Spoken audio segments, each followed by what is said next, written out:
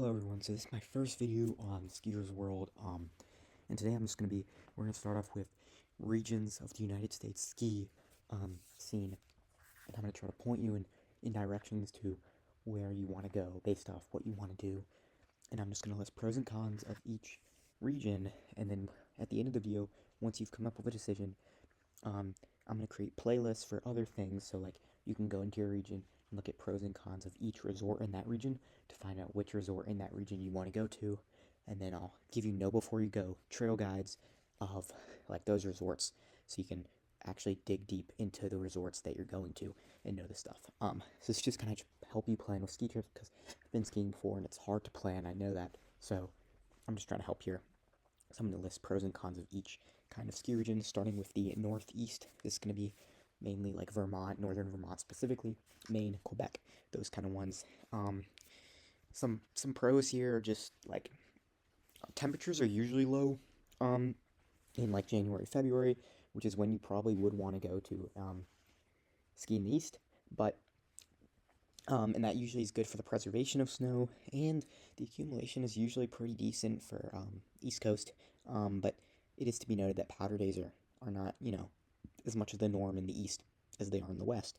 So if you are powder chasing, definitely the East is not really where you want to go. Um, some other pros would just be that it's, the proximity for many skiers is really good because a lot of people do live on the East Coast, and a lot of them, you guys who live on the East Coast don't want to fly all the way out to Denver, Salt Lake City, or Tahoe, to go skiing. So, people who live in New York, Boston, Philly, even heck like DC or someone, this is closer for you guys, and that's a pro. Also, the costs are usually lower at these resorts in the East, so if that's something that you're looking at, definitely, like, if you really are strict on your budget, then the East is probably where you're going to want to go, even though there are some cheap resorts out West. Um, Also, the East, like, is known for groomers, but there is actually a wide variety of terrain, including some glades and steep hills that will give, advanced skiers a run for their money. So the idea that, oh, I'm an advanced skier, the East won't be hard enough for me, it's not, it's not true at all. The East will give you a run for your money.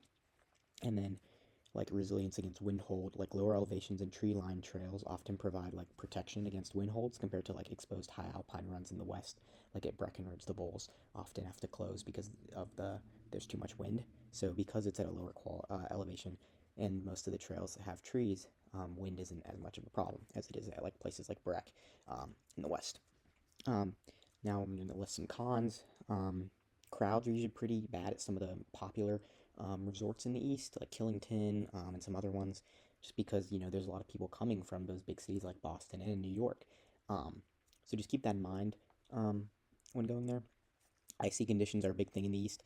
Skiers in the East often encounter icy slopes, and that can be challenging and not so fun for beginners. So just keep that in mind if you're a beginner. Also, there are freeze thaw cycles that can occur, and temperatures can get pretty warm during the beginning and end of the ski season, because once again, you're at a lower elevation, so there's that risk. And it could come, could could be raining at some of the later parts of the season. Um, and yeah, the elevation is significantly lower in this region, and while that is good for people who are susceptible to high elevation, and get sick from that, it's just not going to help preserve snow, and the temperatures aren't going to be as cold as they really should be during the later and earlier seasons. So it usually means that the ski season is going to be shorter out there in the East. And also, the snow is usually wet and heavy instead of like light and puffy, like it is in like Utah's cottonwoods. Um, Another thing would be limited vertical drop. Eastern resorts tend to have like a less vertical drop compared to the West, um, which leads to shorter runs ultimately. And then, like I said before, shorter ski season, so less time for you to go out. Overall, the Northeast is going to be great for people that live nearby, um, and don't have to travel very far, and just want a short ski vacation. But we wouldn't advise flying too far. You know, we wouldn't really advise flying in to go skiing on a long vacation in the Northeast, because effectively the resorts aren't as big as in the Northeast, and so we wouldn't advise going for a long vacation to the Northeast and really flying in, because we think that if you're going to be flying in and going for a long vacation, you should be going out west. Next, we're going to head to the I-70 corridor of Colorado.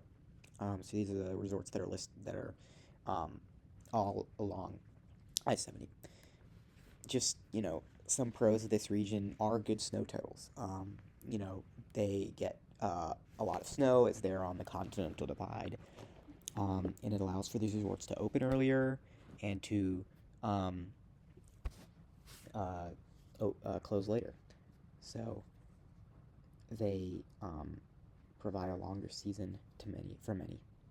Um, their beautiful scenic views and the high elevation allows for super good preservation and for the seasons to go into July at places like Arapahoe Basin. Some cons of this region, some more pros of this region would be that it's accessible. A lot of these are right along I-70, so if you're coming from Denver, you're going to be able to get to them pretty easily. A huge variety of terrain. These resorts offer diverse terrain, catering to all levels, from beginner slopes to advanced bowls and chutes. Their resorts are super well made, and they're nice. Um, they have well-developed amenities, including ski villages, restaurants, and opera ski options that add to the experience. Um, they have good snowmaking capabilities, um, ensuring that their early season coverage um, is good. Um, there are outdoor activities at these resorts that you can do that aren't directly rated to skiing, but they kind of still do. Like snowshoeing, snowmobiling, and ice skating offer something to do on a day when you don't want to buy a lift ticket, or you're off the slopes. Um, they're the close proximity resorts. Breckenridge, Copper Mountain, Keystone. If you really want to, you can have a multi-resort trip. Um, and then there's frequent events. Many resorts host competitions, festivals, and live music events, creating a lively atmosphere. Um, some cons would be that crowds are a big deal at these resorts. Being close to Denver, they can become pretty crowded, especially on weekends and holidays. Traffic. Getting to these resorts can be a bit difficult and long and frustrating. I-70 congestion can be a major downside, making travel to and from the resorts frustrating. Um, Winter Park is a bit of an exception to this because you can just take a train there and it's kind of off of I-70, but I still consider it in this category of I-70, um, in the region of I-70 mounts. The cost. These are some of the most expensive resorts in the country. The lift tickets, lodging, and dining tend to be super expensive. Wind exposure. The high alpine terrain is often exposed, which leads to windy conditions that can make skiing less enjoyable for some. Um, Variable snow conditions. While snow totals are high, it can become sometimes wind packed or icy, especially on some of those exposed slopes. Um, there's an avalanche risk at the high bowls and backcountry terrain, um, requiring caution and preparation, although it's very rare. Um, Altitude sickness is common among many visitors, that aren't acclimated to the high elevation, and they may experience altitude sickness, which can affect enjoyment. But it usually is like the first night, and it's only usually for a couple of hours, and then it goes away. Um, we would recommend drinking water and maybe taking some Tylenol. Um, and overall, is practically perfect this region. Snow quality, the snow totals, the views, everything is pretty much perfect in this region, hence why there are so many resorts here. And we would recommend skiing this region to all, except unless you are on a super strict budget. And even then, you can go to places like Arapahoe Basin, um, even though you might have to drive, because the lodging, isn't very close. The next region we go to is the Southern Rockies, so South Colorado, starting all the way up at Crested Butte, all the way down to Taos in New Mexico. Um, some some pros in this region would be that the snow quality is exceptional here. It's dry, puffy, um, and also the elevation is good, which allows the preservation of the snow to last for a extremely long time. Also, as well as this, the views are phenomenal in the Southern Rockies, especially at places like Telluride. Um, some other pros would be that you know, the terrain is a bit underrated. The region might feature less crowded slopes and a more relaxed vibe compared to, more famous Colorado resorts. Um, Unique character, smaller, more localized resorts, they often provide a more authentic mountain experience, that has less commercialization. Um, some cons of this region, however, would be that ultimately it just doesn't see the same amount of snow that other Colorado resorts get, making it, not a safe option um, for very early skiing, especially if you want to check out some expert terrain. Um, the smaller resorts in this region also may have older or slower lifts compared to the bigger name resorts. Um, and the accessibility is a bit of a problem in this for these resorts because they're so far away from Denver than other resorts. And also, early season or late season snow can be unreliable, especially if temperature fluctuates. And this is particularly, um, you know, aimed at Taos, which is in New Mexico, which is south. Um, Overall, this region is best for skiers that just want a scenic getaway and not really a big commercialized feel, and they don't care that they're away from Denver. They actually like that, and they don't want long lift lines. They want short lift lines, and they're going to be going during the if you're going to be going during like peak season like February, March, and so snow conditions are going to be good, and you're going to be able to access most all of the terrain. The next region on this list is the Northern Rockies, stretching from Steamboat all the way up to Big Sky in Montana. The reason I decided to include Steamboat in this region is because of the fact that storms that hit the I-70 mountains in Colorado often don't hit Steamboat, and vice versa. The pros of this region are that the temp is often low, allowing for good preservation of snow and long seasons.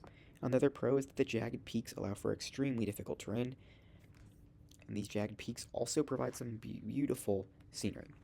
The powder quality is usually good at these resorts due to lower temperatures. Um, while lift lines at resorts can be long, the remoteness often means less crowded backcountry terrain for those who are adventurous and advanced. And there is a variety of terrain, and beyond just the challenging groomed slopes, there are opportunities for glade skiing and bowls. Some cons of this region would be that the resorts are expensive here and they are more tailored to advanced skiers and riders, the notable exception being Steamboat. Another con is that the resorts are pretty remote, which makes it hard to get to.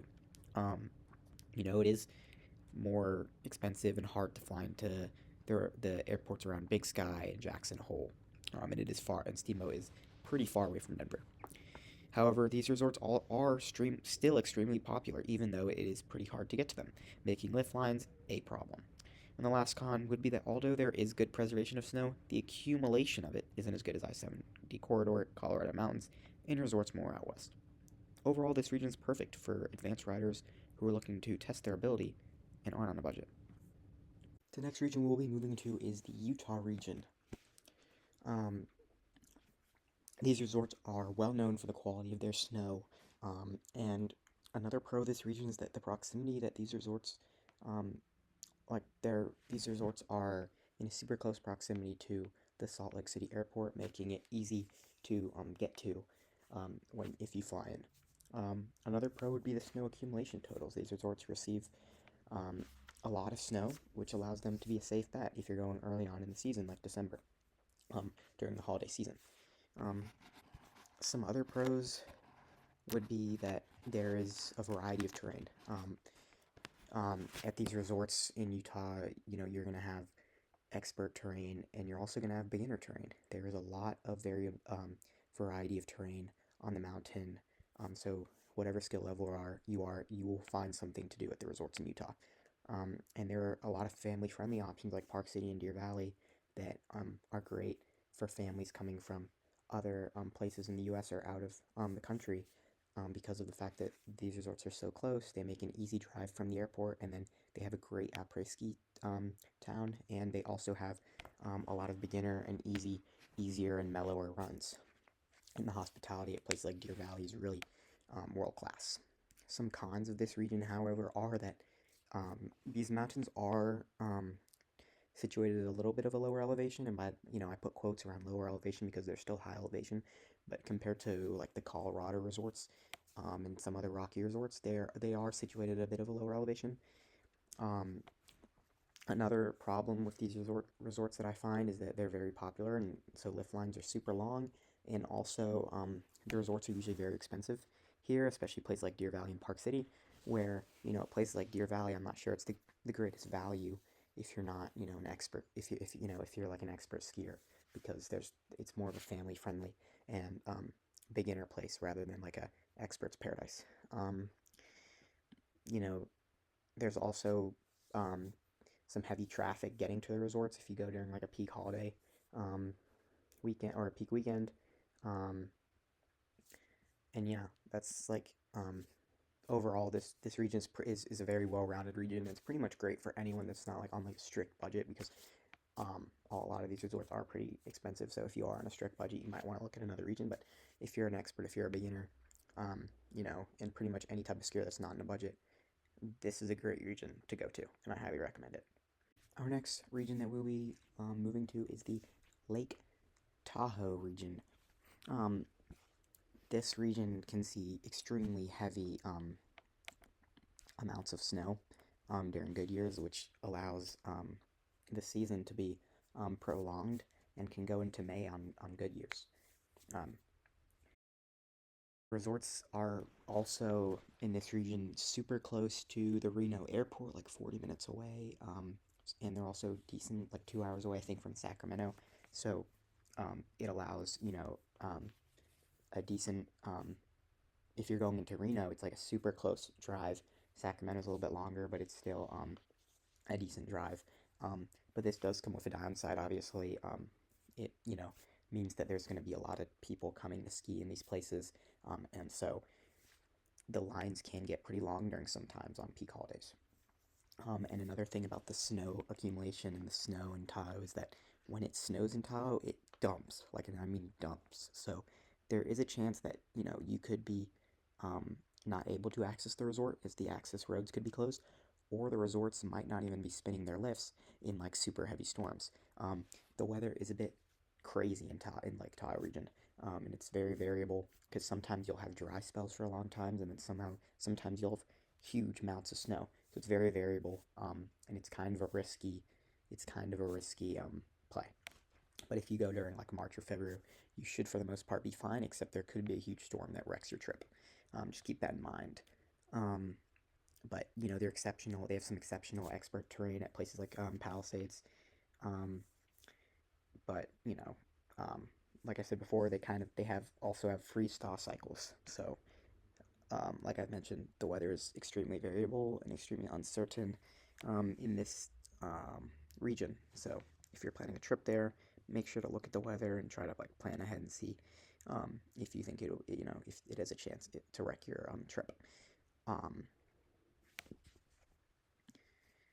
um, Tahoe is the biggest thing about the region is that these resorts have some crazy scenic beauty with the lake there. I mean, it's like incredible, like compared to some other resorts on the West Coast. Even this makes those scenes look like a joke because it's so beautiful at these resorts.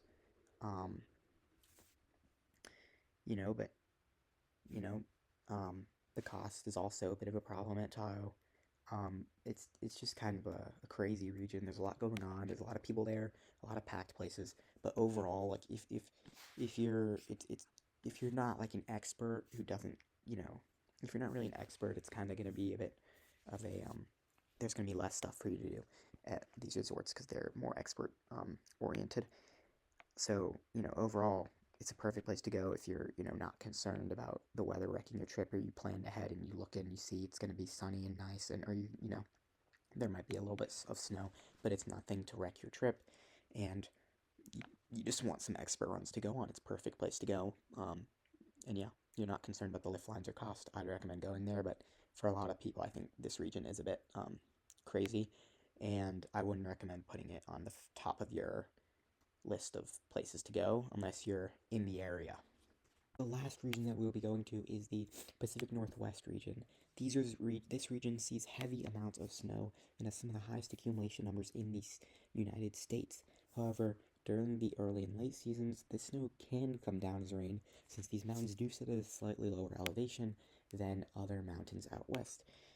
The resorts in this region are usually cheaper than most, and aren't as popular, and also have some amazingly striking views that, and a lot of these resorts, they feel like they're not that commercialized or big. So if that's your thing, if you don't like those big commercialized resorts, then yeah, this is a perfect region for um, you. There is like a local charm to it. Many of these resorts are located in smaller, like I said, less commercialized towns, which kind of makes it a more authentic and laid back vibe.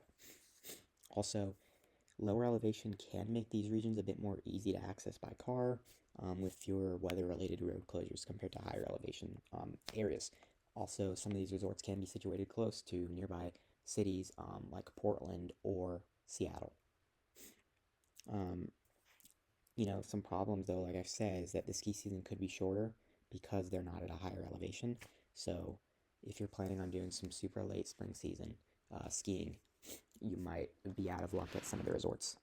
Um, Also, these resorts are typically smaller, so they offer fewer advanced or challenging runs for experts. And smaller resorts kind of means like less vibrant après ski scenes or nightlife options. But overall, if it's perfect. This region is perfect for those who are planning a ski trip during the peak months, February and March, and they don't want to deal with all the lines and problems that come with the big resorts in Colorado or Utah. Um, and they don't need a big resort or a super commercialized thing or the opera ski experience to have a great time. Then this is the region maybe for you. Like I said at the beginning of the video, this channel is just to try to help people who are planning ski trips. It would mean a lot if you could subscribe and put the bell on so that you can help the channel grow and we can continue to make content for you guys. Like I said, we're going to create playlists. So if you, based on this video, think, oh, I really like the, you know, um, Southern Rockies region, and that sounds like the place that I want to go, we're going to make videos on each specific resort, the pros and cons of that, and then you can basically choose, based on that video, which resort you think you really want to go to, and we will have know before you go trail guides and just advice before going to the resorts that'll help you, have a better trip. So thank you guys for watching, and peace out.